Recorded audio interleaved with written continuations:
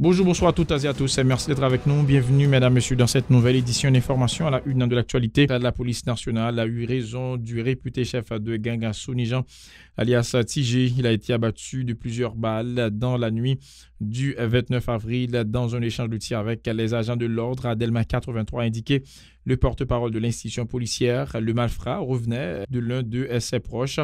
Selon Michel-Ange Louis Jeune, précisant que les agents de la brigade d'intervention et de recherche Brie affectés à la direction centrale de la DCPJ et la direction centrale de la police judiciaire DCPJ et la direction centrale de la police administrative DCPA ont pris part à l'opération. Les policiers ont intimidé à TJ l'ordre de déposer l'arme qui était en sa possession suite à son refus.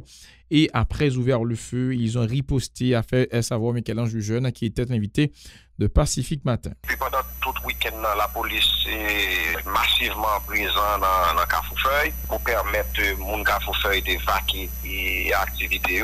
Et les services de renseignement, la police, la filaturelle, des CPJ à travers brigade de recherche et d'intervention brité à pied d'œuvre. Donc, ils ont travail. Des fois, ça a arrivé, ils ont stoppé, et des gens ont mené, ils ont passé l'instruction, ils n'ont pas tempéré, ils arrivé tirer sous la police et dans le cas d'échange de tir, M. Montelman atteint. C'était la liesse à Carrefourfeuille après le décès de TJ, dont les sbires avaient assassiné 8 résidents et blessé une quinzaine d'autres dans une fusillade. Le 24 avril, ils ont organisé un concert de casseroles et de klaxons pour exprimer leur enthousiasme. Écoutons la précision de notre collaborateur Yvnier Rassila Fano. C'était vraiment un fait, vraiment un traitement qui était gagné dans le niveau et quand fait là, des gens contents. Jusqu'à présent, il y a des gens qui dominent la rue hier soir, il y a des gens qui prennent des cartons niveau café, des cartons bout de la, tant de la rue, des amis qui couchaient côté et des gens qui mourent, on est côté tombé là, et les gens couchés là, c'est de contentement danger et quand fait libéral un peu calme, et faire signaler gagner, et c'est pas seulement TJ qui était dans et réseau comme ça, et même attaque qui a le fait de son rio, même passé, c'est pas TJ pas là, c'est gang, et pareil, il a dévoué, mais la police lui-même était là pour capable faire arrestation. Les agents de l'ordre ont récupéré 8 armes appartenant au gang de Sonijan, alias TJ, lors d'une opération mardi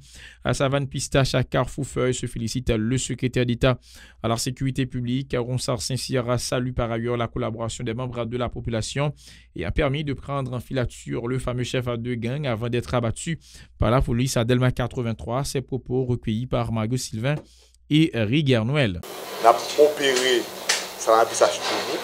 Il y a plusieurs armes automatiques qui étaient récupérées, saisies, et il y a l'autre monde qui a arrêté. Même si la population bouquée, nous-mêmes, nous pas d'accord, c'est rôle nous, job nous, c'est pas sécurité, qu'on a continué le travail, continué à traquer dans tout côté dans le territoire là, et sans oublier, pour moi, remercier population civile là, parce que si nous n'avons pas d'informations, nous ne pouvons pas avancer, pour nous avoir ça, comme solution, nous ne pouvons pas camper. La police va opérer qu'on y a là avec une force qui est proportionnelle à la résistance bandit. Donc depuis que les gars réagissent, ils vont le côté où TJ aller.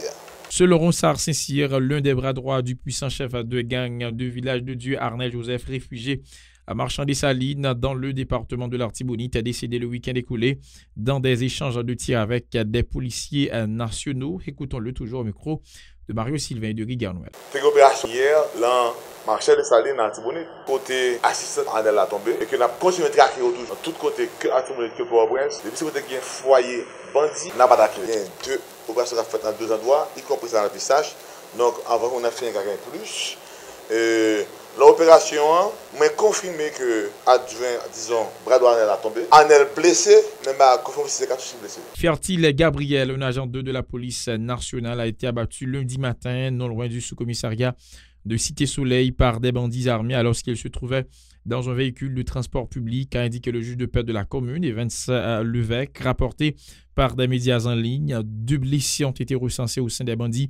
Cette nouvelle attaque intervient quelques jours après une manifestation organisée le 25 avril par les riverains contre la remontée de l'insécurité dans la commune. Écoutons-les lors de cette marche pour exiger l'instauration d'un climat de paix dans le plus grand bidonville de la capitale. Si divorcer avec Zach violence dans la communauté. Yo ne pas tourner dans ça encore. Vous avez remarqué son signal clair. Par le gouvernement, par tout le pays, pour est le soleil levé, la population a levé à parler de Zach violence. Pas tout le fait dans le temps. On y a la population ici. Je suis dans la paix. On peut vous la paix, on va continuer dans la guerre encore. Qui donc, vous pouvez mettre ça à l'État central en général, pour prendre responsabilité, pour venir mettre nos frères dans ce qui a passé dans la crise politique. Pendant l'élection annoncée, tout calcul montré, pas d'élection à ça, et puis pour nous, on a couru pour ça. Nous-mêmes nous dénoncer ça. Si le soleil retourne dans le time, chanter. Les résidents du Carrefour Feu au sud de Port-au-Prince sont organisés le 28 avril dans la soirée un concert de casseroles pour protester contre les agissements des bandes armées lors d'une fusillade le 24 avril. 8 habitants du quartier sont décédés et une quinzaine blessés recensés. Ces citoyens s'insurgent contre le sadisme des individus qui continuent d'exercer une violence armée sur les démunis. Écoutons l'un des résidents au micro de Moïse Saint-Éloi, de David Mercius. Un gros coup de chapeau pour moun Carrefour Feu hier soir qui te prend une décision, yo battre ténèbres malgré la presse pas couvrir, mais malgré ça yo fait tout ça, yo connaît yo fait nuit là y battre ténèbres, la pluie tombé, yo battre ténèbres. Moun Carrefour Feu te descend puis yo dit trop sans couler. Yo mandé tige chance, yo mandé Anel chance dans pays, yo mandé tout moun chance parce que yo même yo sorti dans entrailles peuple là.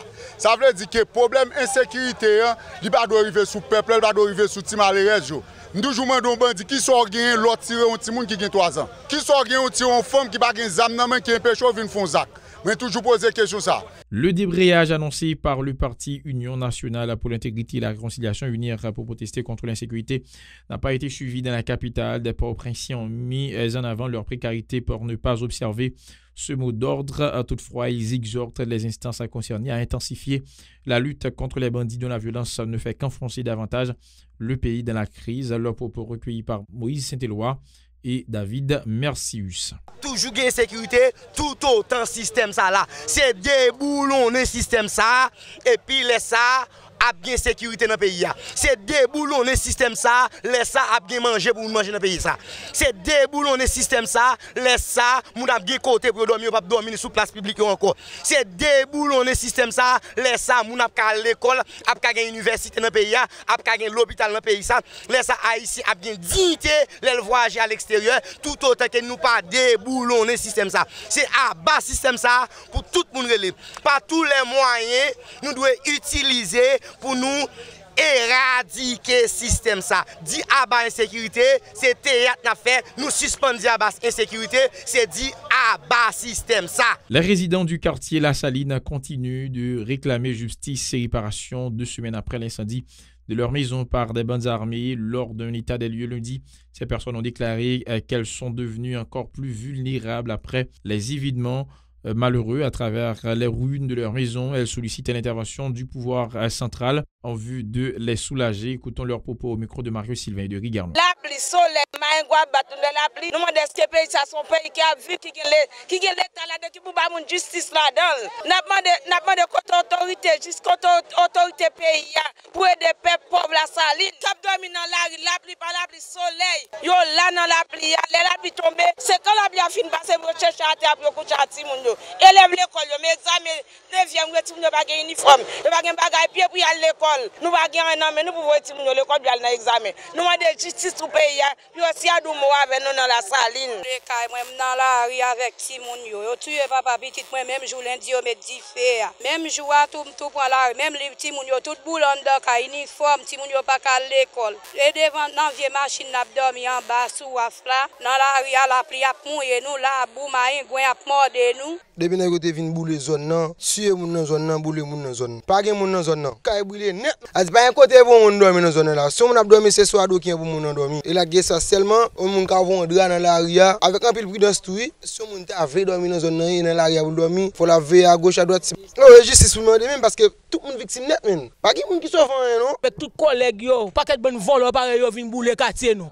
Nous pas gen côté pour nous dormir. C'est dans la ria n'a dormir. Nous pas tout à fait nous boule net. L'on vient garder bien, gon commissariat là, gon circulation là. Apporter quel monde c'est. Seul bon Dieu pour dire un mot pour nous. Nous besoin pour aider nous là dans Tokyo, nous va côté pour nous dormir. Des petits détaillants et détaillantes du marché de la Croix des Boursalles à la Saline réclament la présence des agents de l'ordre pour pouvoir vaquer librement à leurs activités. Les bandits armés n'ont cessé de terroriser tous ceux qui fréquentent le plus grand centre commercial du pays, ce qui rend encore plus moribonde l'économie nationale. Ils sont toujours au micro de Mario Sylvain et de Rigarno. Nous pas qu'à vendre marché à craser. Chaque fois nous venons secourir, nous courir en bas balle gen fatray parce que pas un bon président vrai qui prend responsabilité nous dans pays. Là nous vivons dans marché là mais c'est comme si que son virésie que n'a vu passer ça qui nous ouais qui n'a confronté là entre nous-mêmes et moun nous venons yon bête on animaux valable passer vivation nous-mêmes dans Croix Boursalles. Il y a beaucoup Croix Boursalles là parce que nous même quand sur tête nous tout bagage vinn sinon mais nous net après aller chauffeur moto les jours matin vinn là il 10h 11h 50 $ la mais tout le monde peut marcher là OK on va fonctionner. Croix Boursalles c'est plus gros market ville là. Oui, il a un système de sécurité côté que moun en haut ka sorti en haut vinn acheter à l'aise moun en bas tout le monde te ka faire on seul mais vraiment soit ka passer là ou nous même journalistes là qui prend risque nous vinn là et risque nous n'a demandé pour la Boursalles ta camper dans marché là pour tout le monde qui acheter pour nous travailler tout le monde vendre parce que il y a dit dans nous qui avait mon quartier on va dire qui ça commissariat pour l'état va gagner l'autre dans mi-temps des camps bandits a tiré contre l'autre si maintenant n'a souffrir. L'insécurité, un véritable obstacle au développement d'Haïti, a déduit le président du mouvement national patriotique du 28 novembre, MNP 28, Dejan Bélizer, qui appelle les autorités à prendre des mesures pour freiner les agissements des bandes armées dans le pays. L'ancien sénateur de l'Artibonite trouve anormal que les bandes armées imposent leurs lois dans plusieurs endroits du territoire. Dejan Bélizer a participé mardi à l'émission Interview sur Télé-Pacifique. Écoutons-le au micro de Eden Vernon. Le président Jovenel Moïse a été dans le Nord et a donné l'investiture à un état-major qui est dirigé par le général Jodel Lesage. Donc maintenant, il s'agit tout simplement que le président de la République prenne conscience de la valeur de l'acte qu'il a posé et qu'il prenne les dispositions pour rendre active cette force armée d'Haïti. C'est ça, normalement, le sénateur. À qui ça l'utile, nous, finalement? Bon, ça veut dire que c'est la tâche du président de la République, du gouvernement, de mobiliser les forces armées d'Haïti et pour que le pays puisse bénéficier de la sécurité que procure toute force armée dans ce pays. OK. Pour le moment présent, il y a un PNH qui c'est celle force que nous avons compté sous lui. Bon, non, moi je ne dis pas ça. Nous avons le PNH, mais nous avons les forces armées d'Haïti aussi. Okay. Les gens assument leurs responsabilités. Ça veut dire que, il y a des responsabilités, il faut aller jusqu'au bout avec. OK? Autrement dit, si pas de gain et détermination, la caille sans cette je dis à nous pas de pays ça. Et qui ça, d'après vous-même, qui provoque niveau insécurité ça dans le pays? Bon, eh bien, ça veut dire que les gens font une mauvaise interprétation de ce qu'est la démocratie. Parce que moi, je pense que quand on dirige un pays, dans une main, la constitution du pays et dans l'autre, l'histoire de ce pays. La corruption dans le système judiciaire, c'est le thème d'une conférence organisée vendredi à Pétionville par l'Association nationale des magistrats ici à Nama, en collaboration avec le Centre des études judiciaires des Amériques, CIJA, avec le support de l'Agence américaine pour le développement international USAID, l'occasion pour l'ANAMA de se féliciter des efforts consentis pour faire avancer la lutte contre la corruption et l'impunité en Haïti. L'association préconise le respect du processus de certification des juges et la conscientisation des magistrats comme vecteur de la dynamisation du système judiciaire. Maître Jean-William Morin, président de l'ANAMA, au micro de Moïse Saint-Éloi et David Mercius. On a beaucoup à faire, mais nous sommes en train aussi de marquer de très bons pas, des pas dans la bonne direction. Nous sommes conscients de nos limites et des corrections à apporter. Des corrections qui seront sûrement portées pour parvenir à la hauteur de notre mission et notre ambition. Pour les problèmes de revendication de l'Association des magistrats haïtiens, l'ANAMA travaille sans relâche pour mettre la pression sur ceux qui sont concernés afin de parvenir à la modernisation de la justice. Une modernisation qui doit immanquablement passer par l'indépendance effective du pouvoir judiciaire. Avec la création du Conseil supérieur du pouvoir judiciaire, la justice haïtienne a gagné une première manche de la bataille. Oui, c'est une première manche, mais il nous reste à faire encore beaucoup. Et c'est pourquoi nous disons aujourd'hui qu'avec cette première manche, la justice haïtienne est majeure. La justice haïtienne peut se prendre en main. Le pouvoir judiciaire n'a pas besoin aujourd'hui de tuteur, soit d'un autre pouvoir, pour se tenir debout. De son côté, l'ambassadeur américain en Haïti, Mme Michelle Bessison, encourage la mise sur pied de la commission technique de certification et d'un plan de carrière pour les magistrats afin de pouvoir renforcer la justice haïtienne. Cette initiative favorisera également la bataille contre les pratiques de corruption dans le système, a-t-elle indiqué sa déclaration. Selon cette enquête. Alors, il est intéressant de noter que les personnes interrogées ont indiqué dans une très grande proportion qu'elles auraient préféré que leurs différends soient réglés par le système de justice officiel, si celui-ci était efficace et non corrompu. L'article 11 de la Convention des Nations Unies contre la corruption, signée et ratifiée par Haïti, impose aux États d'adopter des mesures visant à renforcer l'intégrité et à prévenir les opportunités de corruption au sein du système judiciaire. À cette fin, le gouvernement haïtien, avec l'appui du gouvernement des États-Unis, a mis en place une commission technique de certification, le CTC, et une direction de l'inspection judiciaire au sein du Conseil supérieur du pouvoir judiciaire. La corruption, sous toutes ses formes, entrave le développement. Elle freine la croissance économique et bloque complètement nos efforts collectifs pour mettre fin à l'extrême pauvreté. Le vice-président du Conseil supérieur du pouvoir judiciaire CSPJ, Jean-Pierre Louis Prissoir, a pour sa part critiqué les magistrats qui acceptent de leurs clients des avantages auxquels ils n'ont pas droit. Ces faits ne font qu'élargir le champ de la corruption et de l'impunité, déplore le magistrat qui se dit partisan de toutes les mesures susceptibles de mettre fin à de telles pratiques dans le pays. Jean-Pierre Louis Prissoir au micro de Moïse Saint-Éloi de David Mercius. Il n'est un secret pour personne que la pandémie de la corruption répandue à travers le monde n'épargne pas le système judiciaire haïtien. Ce mot, qui se répand sur toutes les lèvres de nos jours, peut être défini dans le domaine de la justice comme étant un moyen que l'on emploie pour détourner les magistrats et le personnel de la justice de leurs devoirs, soit directement ou indirectement en les soudoyant, en matière financière, soit en faisant miroiter devant leurs yeux des avantages quelconques, tels que dons, offres, promesses, présents, promotions et j'en passe. Le gouvernement a pour devoir de repenser et de refondre les institutions nationales dans le moule des revendications du peuple haïtien pour l'avancement de la justice, de la paix et de la sécurité sociale. Le peuple souffre trop longtemps. Il nous faut une réforme judiciaire axée sur la transparence, l'impartialité, l'intégrité et l'indépendance véritable de la magistrature, tout en exigeant que les magistrats se penchent sur les dossiers des justiciables avec plus de célérité et de sérieux. Ce 3 mai, c'est la journée mondiale de la liberté de la presse. Des membres de la corporation plaident en faveur des meilleures conditions de travail.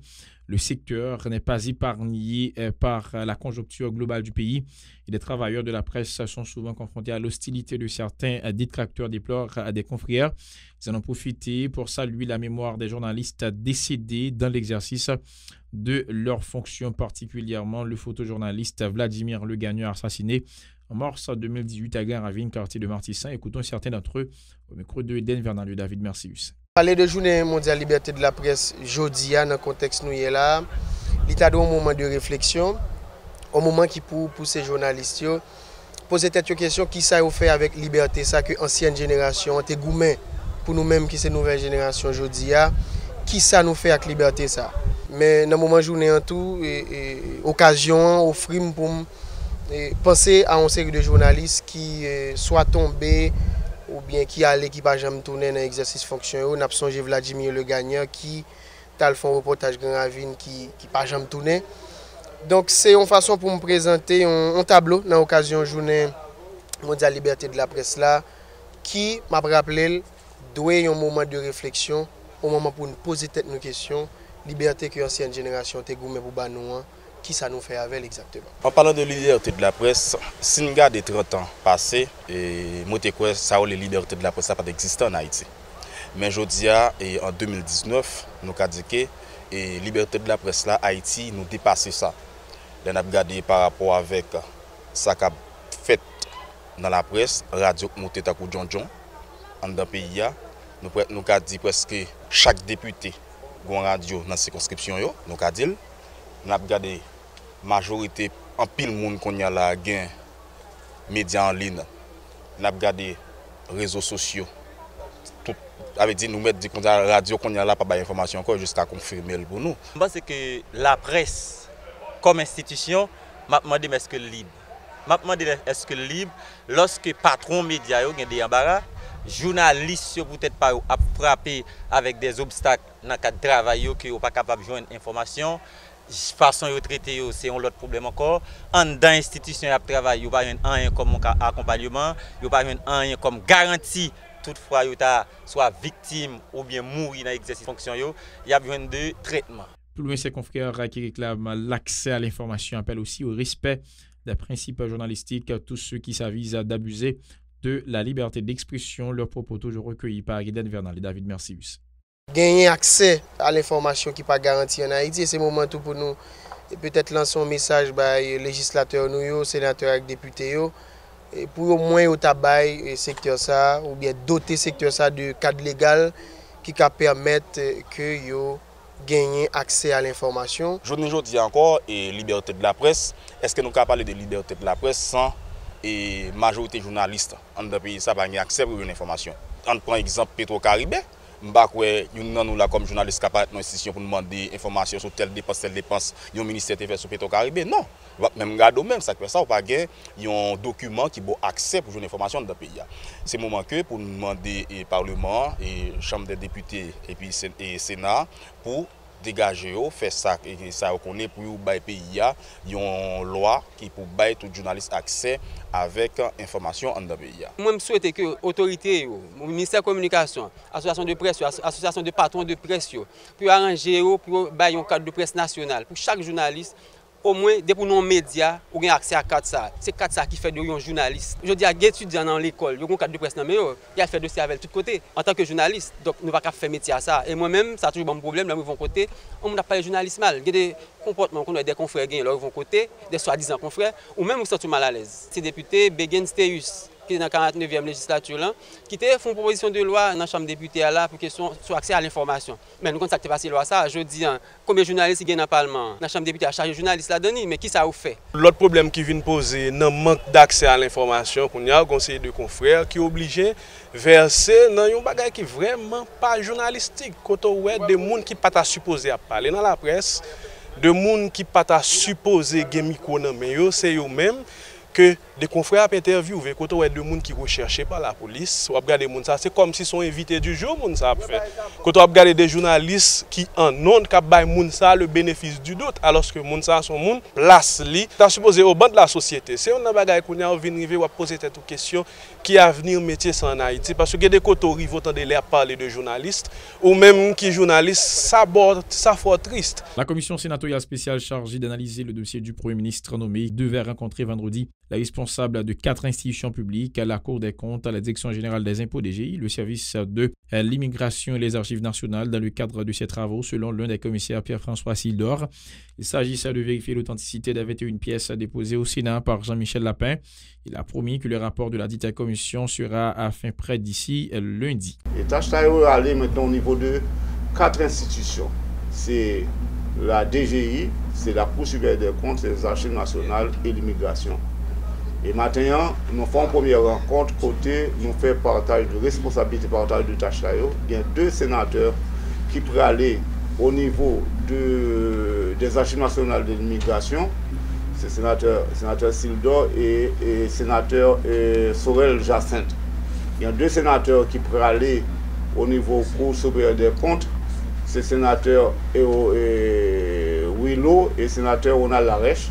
Et il y a 2 sénateurs pour aller dans DGI, le sénateur Bélizet et le sénateur Gélin. Il faut dire que ce n'est pas parce que nous allons chercher l'information, toute pièce ça déjà venir, nous allons valider l'authenticité au niveau de l'institution. Et nous allons regarder l'autre question que nous avons posée pour nous rencontrer pour nous faire rapport. Le sénateur Pierre-François Sidor presse l'exécutif de faire parvenir au commissaire la liste des membres du prochain gouvernement qui accompagnera Jean-Michel Lapin au Parlement lors de son énoncé de politique générale à ces déclarations. Ça ne suffit pas. Le Premier ministre, c'est une chose, mais il faut le cabinet. C'est ça que fait le président pays, le Premier ministre, il y a de travail pour représenter le cabinet, de manière à ce que, même commission ça, elle fait même travail fait pour le Premier ministre, sous tout ministre que le cabinet a bien. Selon le président de la commission, comme ça a été discuté mardi dernier, nous avons dit c'est lundi pour présenter le premier rapport sur le Premier ministre Lapin. Mais avec le gouvernement, nous pensons que d'ici mardi, mercredi, on devrait finaliser ces dossiers-là de manière à ce que le Premier ministre soit invité jeudi prochain pour s'insérer le politique général. C'est une première chose parce que la Chambre des députés a besoin de travailler également et les députés vont partir en vacances. Donc ça presse non seulement parce que le pays a besoin d'un Premier ministre, d'un nouveau gouvernement, mais deuxièmement, tenant compte des contraintes au niveau du Parlement, notamment au niveau de la Chambre des députés. Des dizaines de travailleurs ont défilé mercredi dans la capitale haïtienne à l'occasion du 1er mai pour réclamer de meilleures conditions de travail, notamment dans le secteur de la sous-traitance. Selon eux, il n'y a pas lieu pour les salariés haïtiens de se réjouir en raison de la précarité de leurs conditions de vie. Écoutons Dominique Saint-Éloi, responsable du syndicat des travailleurs du textile, au micro de Eric Garneau. Nous parlons tout pas de sécurité travail, la police travail. Nous parlons tout pas de la police travail. Nous là, je dis, on vient demander 1500 gouttes comme ça, le minimum. Raison, l'année passée, nous avons l'inflation qui 12%, 13%. Je dis à l'île monter de 17% à 19%. Je dis pour qui ça c'est 1000 gouttes pour demander. Pour qui ça c'est pas 1500 gouttes. Si je exige 1000 gouttes, c'est 1500 gouttes pour demander. Et mon qui demande 1000 gouttes, c'est mon boulot. Je dis, on a un budget plus que 12 milliards de gouttes. Je dis à qui service ouvrier rejoindre. Les ouvriers viennent là, ils ont passé 1 an, ils ont passé 2 ans, ils sont découragés au mourir à un bénéfice comme on a. 1500 gouttes, la raison que nous demandons, nous avons l'inflation qui monte 17 gouttes. Tous machines montées. Et prix du premier système monté. Je dis à Caille monter, je dis à l'école monter, je dis à comment comprendre le monde capable de vivre avec 1000 gouttes, 1500 gouttes comme ça les minimum. Je dis à demander 1500 gouttes qui ne va représenter rien. Parce que je dis à raison que demander 1500 gouttes. Là nous connaissons bien 1500 gouttes pas capable pour premier repas avec schéma. Plusieurs participants ont également dénoncé la vulnérabilité des salariés haïtiens. Selon eux, les secteurs privés et publics doivent consentir des efforts pour les soulager, arguant les salaires misérables qu'ils perçoivent. Alors que le coût de la vie augmente chaque jour davantage, ils reprochent aux instances concernées de ne pas leur octroyer les avantages sociaux auxquels ils ont droit conformément au Code du travail. Leur propos recueillis par Rigarno. C'est à nous-mêmes, comme jeunes garçons et jeunes femmes, dans l'université de l'État d'Haïti, nous prenons la ria pour nous. Nous besoin de travail, nous pas besoin de ça, nous besoin d'intégration, nous besoin de pouvoir d'achat. Je dis à nous accompagner mouvement ouvrier comme jeunes garçons et jeunes femmes. Pour nous dire, peuple, pour nous dire, boucher l'État, nous besoin de vivre, nous voulons vivre, malgré mon travail ouvrier. Même malgré ouvrier au travail, ils n'ont pas de pouvoir d'achat. Même chez nous-mêmes, comme jeunes chômeurs, nous n'avons pas de pouvoir d'achat. Donc c'est ça que nous prenons l'arrière pour dire, nous ne pas faire de chômage, nous ne pas faire d'exploitation, nous ne pas travailler. Nous-mêmes ouvriers, même si nous besoin de l'hôpital, nous pas de service, nous pas de prêter nous nous pas de payer, on n'a pas prêté nous. Allez voir notre construction au village, ouvrier, on sait l'État va faire pour nous. On a assistance sociale. Pour petit nous à l'école, nous ne pouvons pas payer un chambre a payé 8-9 000 $ dans Delmala. Si mamie dit qu'il y a 50 gouttes, 60 gouttes, mamie doit prendre 110 $ haïtiens pour nous 400 000 gouttes. Je 1000 gouttes et 1500 gouttes à prendre. Nous salaire, faites ça. J'ai demandé de travail. 1000 gouttes à travail. Pour leur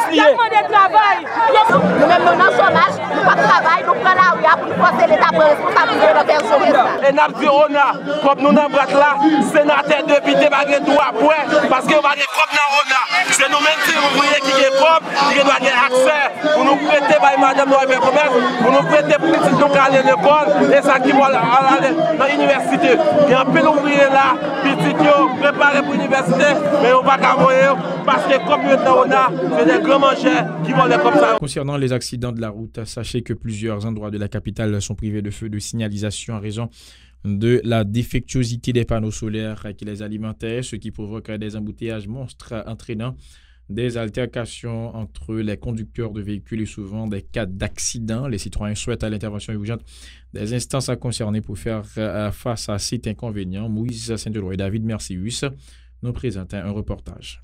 Pétionville, Delma, Lalu, nombreux sont les endroits de la zone métropolitaine de Port-au-Prince où les feux de signalisation ne fonctionnent pas depuis quelque temps. Une situation à l'origine d'embouteillages monstres provoquant des altercations entre chauffeurs et parfois des cas d'accidents faisant des victimes au sein des usagers de la route, déplorent ces citoyens. Ils n'ont pas fonctionné, ils ont causé un pile d'accident. Ils ont causé un pile blocus. Les lumières rouges là, les machines apparaissent, ils tapent camper normalement. Bon, si tous les matins dans l'école, dans 7h30, 8h, les salons pas même dans l'école, si tout l'autre café, 9 ans pile. Tout chauffeur doit combler ensemble. Quand on a la journée comme ça, on n'a pas tellement de problème. Mais quand le matin, les travaux commencent, le matin, tout chauffeur vient ensemble, les gens posent un blocus, les gens ne peuvent pas poser présence policière. Parce que tout chauffeur comble ensemble, surtout bon chauffeur tape, ils font pile des ordres. Mais ce mettre lumière là bon en pile. Gros accident fait là. En pile gros accident fait là. Parce que les machines qui sont en haut, à cause de pont qui là, li pas ouais machine qui monter à ils font collision. Machine qui doit sortir sous Delma tout là descendre, machine qui saute en haut sous Nazon, il frappe avec il fait collision. Obligé les après-midi dans les 4h, 3h, laisse ça gros embouteillage en Carrefour là. Parce que laisse ça tout travail là, tout le monde a monté la caillou. Des agents de la direction centrale de la police routière DCPR sont souvent déployés dans certains carrefours. Des chauffeurs de véhicules disent préférer les feux de signalisation en dépit du fait que la présence de la police les rassure. Depuis que la police est dans le carrefour, pas un problème. Pas un problème. Ils allent l'un après l'autre, les finissent tout et chauffeurs ils respectent les ordres là, elles sont bonnes. Les policiers campent l'un après l'autre. Les machines vont venir, les machines vont ça pour faire, ils fouillent corps, ils camper, ils vont passer, les policiers sont toujours là, à péder dans ce sens. Là, tu as longtemps, bon, moi, l'État va choisir de mettre là, comme il tape bon. Si chaque cas fout une lumière, bloquer ça tape moins. Parce que les policiers ont fait circulation, ils le font, mais les bons guédez tout le créer plus blocus. Mais par exemple, si la une lumière, machine ça va monter, ça va monter bon site. Yo ba lumière rouge, yo camper ça descend ça monter. La plus classique. Les citoyens sollicitent l'intervention des instances concernées pour réparer les panneaux solaires qui alimentent les feux de signalisation ou en installer d'autres pour faciliter la circulation automobile et piétonne. Même quand l'État tout faut l'État prendre parce que chaque cas faut qu'on lumière rouge. C'est bien longtemps. Pas bien longtemps. Bien longtemps par une lumière là. T'as remis l'État retourner avec lumière rouge là et puis pour gagner moins blocus. Ça gagne pas presque bon moi même moi gagne 7 ans là. Depuis me paraître là bas j'aime Jean. Pour la seule journée du 1er mai, 36 personnes sont victimes de 14 cas d'accidents recensés dans l'aire métropolitaine de Port-au-Prince, dont 11 morts à Montagne-Noire dans la commune de Pétionville, selon l'organisation Stop Accident. Les responsables du Centre de formation professionnelle Canado Technique envisagent d'organiser la 4e édition du Salon des compétences locales de l'institution les 4 et 5 mai prochains. Construisons une société haïtienne inclusive aux moyens de l'éducation et de l'innovation est le thème retenu pour cette activité visant la découverte et la promotion des valeurs dans le domaine des télécommunications selon les organisateurs. Écoutons la précision du directeur des études au Centre Canado Technique, Claudel Giffrard, au micro de Mario Sylvain et de Rigard Noël. Ce salon des compétences, c'est son objectif principal. Elle a une visée promotionnelle pour dire qu'est-ce qui se passe dans les entreprises, quels sont les besoins des entreprises. Et il y a également l'autre aspect, c'est l'aspect éducatif. Il y aura des conférences sur des thèmes et un rapport avec l'idée du salon, à savoir sur l'économie, sur la technologie, sur la pédagogie. et particulièrement ce qu'on appelle la pédagogie, l'approche par compétences. Les techniciens qui sont compétents, il y a également des étudiants des classes terminales qui sont à la recherche de métiers, qui entendent tout le temps parler des métiers traditionnels, mais qui voudraient savoir, à part ces choses-là, qu'est-ce qu'ils pourraient apprendre, surtout quand on parle de nouvelles technologies de l'information et de la communication. Alors ils pourront venir accompagnés de leurs parents, car les parents généralement sont très impliqués dans le choix que les enfants auront à faire dans le métier qui va leur permettre de gagner leur vie. Il y aura également les entreprises publiques et privées, il y aura également les institutions de l'État qui sont concernées par l'éducation et la formation professionnelle, telles que le ministère de l'Éducation, l'INFP, et également les ONG qui sont impliquées dans le système éducatif. Qu'est-ce qui va se passer lors du salon? Premièrement, il y aura une cérémonie d'ouverture.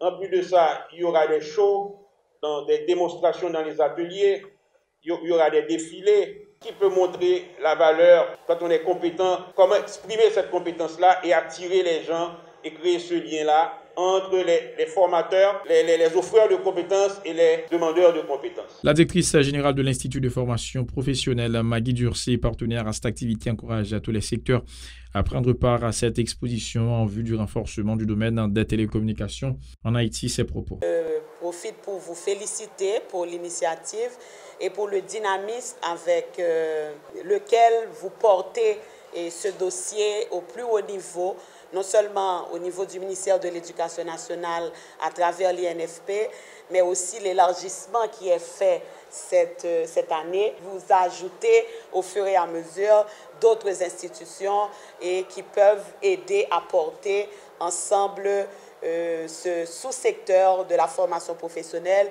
qui mérite, selon l'avis de tous, d'être supporté parce que cela concerne des jeunes qui doivent être informés, qui doivent aussi rentrer sur le marché du travail et c'est pour nous un enjeu majeur au niveau de l'INFP. Et avec ces centres qui vont participer, de concert avec les apprenants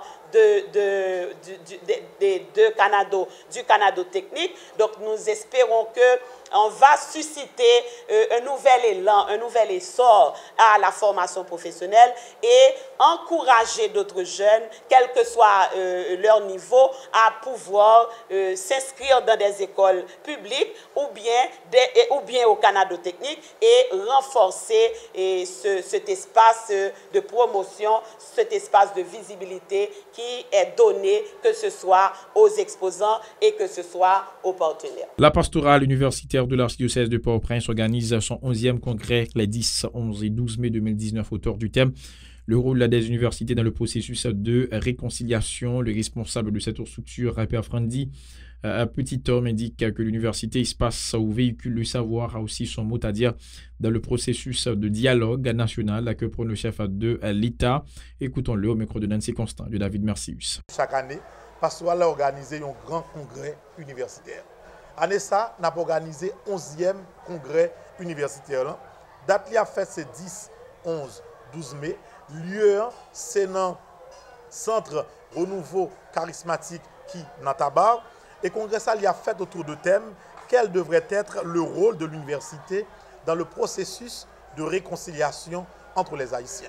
Il y a environ 3000 étudiants qui sont sortis dans 10 départements pays. Nous invitons 16 professeurs qui ont intervenu, mais il y a un pilote professeur qui a venu, qui a participé, qui a là dans l'atelier, qui a dans le débat.